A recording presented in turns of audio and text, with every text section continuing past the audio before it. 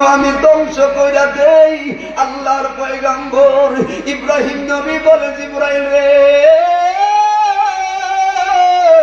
আমার একবার বলো না, কার প্রেমে জ্বলার কারণে, কার প্রেমে জ্বলার কারণে নমরুদের আগুনে জ্বলা লাগে।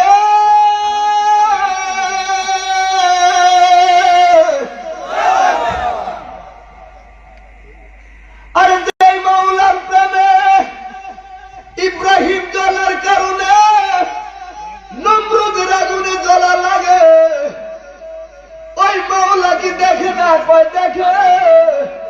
দেখে যদি মাওলা রহম না করে, তুমি জিবরাইলের দরকার নাই। আল্লাহ আয়াত নাযিল করলো, কুল্লা ইয়া নারুন কুনি বারদান ওয়া সালামান আলা ইব্রাহিম। এই আগুন আমার ইব্রাহিমের জন্য ঠান্ডা হয়ে যা। পথে ওই রহমতের দরকার আছে না নাই? এই জন্য আমি কোনো সাবজেক্ট নিচ্ছি না, ছোট্ট ছোট্ট করে শুধু রহমতের কথা বলবো। দেখি কোন একটা কথা আপনার অন্তরে ঢুকে, যে কোনো একটা ঢুকলে যথেষ্ট। এবার বলুন, সৎসঙ্গে থাকা দরকার আছে না নাই? আরো সহজ উদাহরণ দিয়ে আল্লাহর কুদরত। আপনারা ব্যাংক ছিলেন? ব্যাংক ছিলেন না? ইব্রাহিম পয়গম্বর জীবনে এ বন্ধু আগুন হলো, এবার ফুল বাগিচার সবাই আনন্দ, ইব্রাহিম নবী আনন্দ। আনন্দের মাঝে ইব্রাহিম নবী একবার চোখের পানি ফলে কাঁদছেন। এবার আগুন শেষ, পরবর্তীতে পরীক্ষা ওনাকে বলা হলো, পয়গম্বর গো,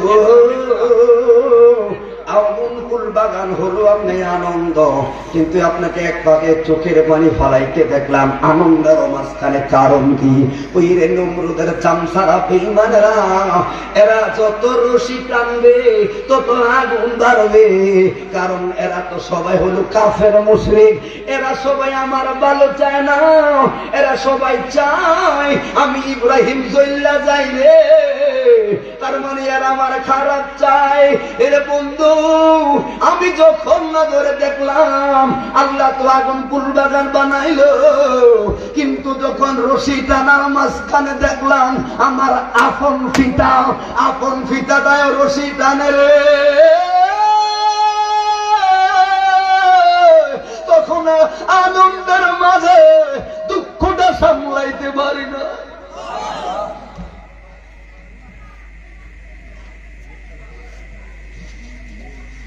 মনের কথাটা যদি এখানে বলে দিছি, বুঝলেন কি? চলে যাবেন নাকি আপনারা?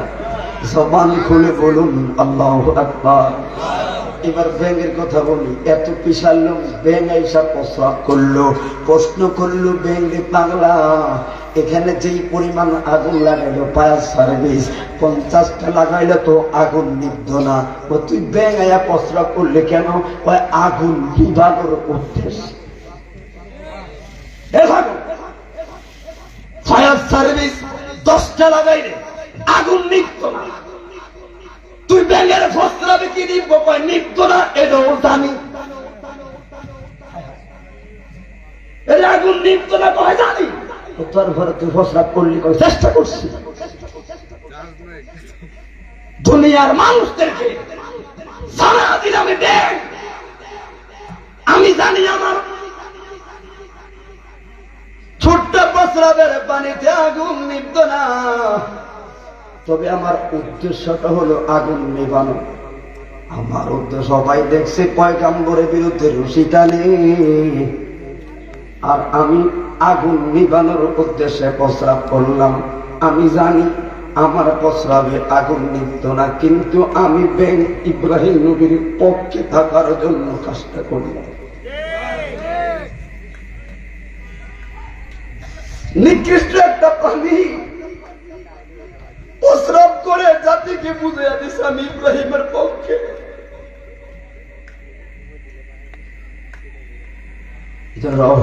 রহমান নিয়ামতের বড় আশারে দয়াল, আমি রইলাম দূরে দূরে। নিজের কর্ম দোষে। ঠিক না বেঠি? এবার আল্লাহ রহমতের কথা বললাম, নবী পাকের মহব্বতের দরকার আছে না নাই? তাহলে 10 মিনিট এখানে 10 মিনিট কথা বলে আমি শেষ করে দিব। রহমতের কথা আগে বলা লাগবে। আল্লাহ বললেন সব জায়গায় মাস্তানি করবা, কিন্তু মনে রাখবা হাবিবুল্লাহর জায়গায় মাস্তানি চলবে না। ওই কারণ কি? আমার আল্লাহ ডাক দেয়া কয়, বন্ধু ইব্রাহিম নবী হলো খলিলুল্লাহ, ইয়ার মুসা নবী হলো কালিমুল্লাহ। আর তুমি কোন নবীর উম্মত রে? ও বানিয়া চুঙ্গে হবি রুমজার বাবা আদম নবী সফিউল্লাহ, নূহ নবী ঈসা নবী রুহুল্লাহ।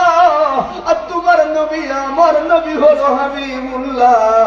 আমরা হাবিবুল্লাহ উম্মত, হাবিবুল্লাহর উম্মত। খুশি না বেজার? কারণ তোরা কে আমারে দিবি খবর। আমার একটা শ্রোতাই বন্ধু মানুষ, উনি আসছি কেটে নাতে রাসূল, দোয়া করবেন ওনার জন্য। এত রাত নাতে রাসূল ভালো লাগবে। খাবার কাছে আমার কাছে, তোরা কে আমারে দিবি খবর, তেরে কোন দিকে মদিনা আর মনে মানে না গো নবীজি, আর মনে মানে। এই কমিটি খোলাবেন, সব দিয়ে তোরা, সব দিয়ে কষ্ট কষ্ট তোরা বল। তোরা কে না বললে তো মুখটা দাঁড়াইবেন, কারণ মদিনা যাইতে চায় না এমন কি কোনো মানুষ আছে? সবাই যাইতে চায়।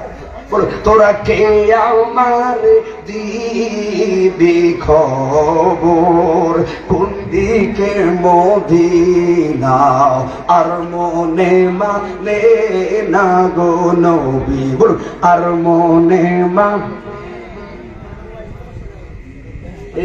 আর মনে মানে না।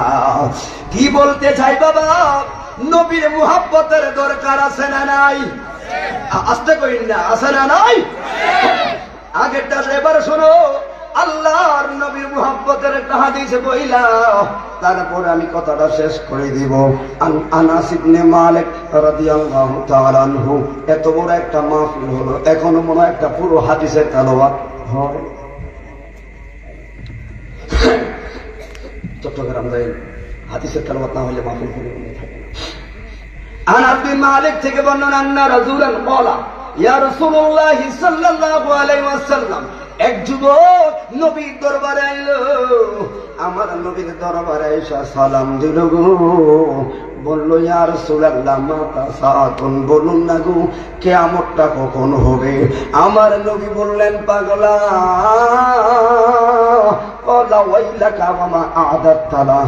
তুই যে প্রশ্ন করলি রে, তোর কি সম্বল আছে, তোর কি সামাল আছে? পাগলায় কয় পলামা আদাতুলাহা, আমার কোনো সম্বল নাই। তুই কেন প্রশ্ন করলাম? মায়ার নবী গো, আমার কোনো সম্বল নাই গো, তবে একটা সম্বল আছে। ওই সম্বলটা হইল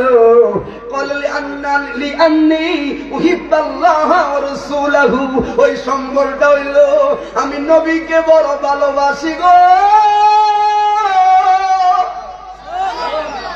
এটাই আমার সালাত। এবার মনে রাখবেন, প্রশ্নকারী প্রশ্ন করলো, উত্তর দিবেন মুহাম্মাদুর রাসূলুল্লাহ সাল্লাল্লাহু আলাইহি সাল্লাম।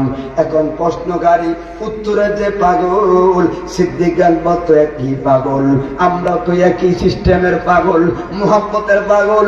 এবার ওমর ফারুক দৌড়াই আয়েশা কান পাইতে রাখছে গো, আবু বকর কান পাইতে রাখলো। দূরের লোকেরা সাহাবীদেরকে বলেন, ও আবু বকর আমরা দূরে আছি গো, আর নবীর প্রেমে যাব জীবনটা জ্বালায় রাখছি। আজকে নবী কি উত্তর দেয় রে জানাইবি? আমার নবী কি উত্তর দেয় আমারও তো জানার ইচ্ছা, আপনারও জানার ইচ্ছা। আমার প্রশ্নকারী বলল, আপনাকে ভালোবাসি। তোর কি সালাম? সালামি একটা, আপনি নবীকে ভালোবাসি। আমার নবী বললেন, কলা আনতা মা মান আহবাবতা, যে যারে ভালোবাসবে গো তার লগেই তো তার হাসর হবে, হাসর হবে। কথাটা শুননা সিদ্দিক আকবর লাফ দিয়া দাঁড়ায় হু হু করে কান্না শুরু করলো। উমর ফারুক বলেন, আবু বকর রে, ও আবু বকর, প্রশ্নকারী প্রশ্ন করলো, তোমার এই জায়গায় কান্দার কারণ কি? কয় সব কান্দা দুঃখের হয় না, সব কান্দা দুঃখের হয় না, কিছু কান্দা বড় আনন্দ দেয় গো। যেমন রে, একজন গরিব মানুষের বাবা, একজন গরিব মানুষ গ্রামের বাজারে চায়ের দোকানে আছে গো। এমন সময় আমার ভাই যায়া বললো, কি গো জানেননি? চার দোকানদারকে বললেন, আপনার না ফুলে একটা পরীক্ষা দেয়? কয় হ্যাঁ। এটা আজকে রেজাল্ট দেওয়ার কথা? কয় হ্যাঁ। তোমার ফুলাতে একটা করলেন, এই ক্লাস পায়া রইল। সেই মাত্র কথাটা শুনলো গো, ওই গরিবের বাপ একবার স্যার কাদের দিকে তাকায় রে, আরেকবার তো বন্ধুর দিকে তাকায়। এবার ব্যাগ করে চোখের পানি বালায়া দিছে। বন্ধু বলে, কিনে মিষ্টি খাবানে ডরেনি, কানলি?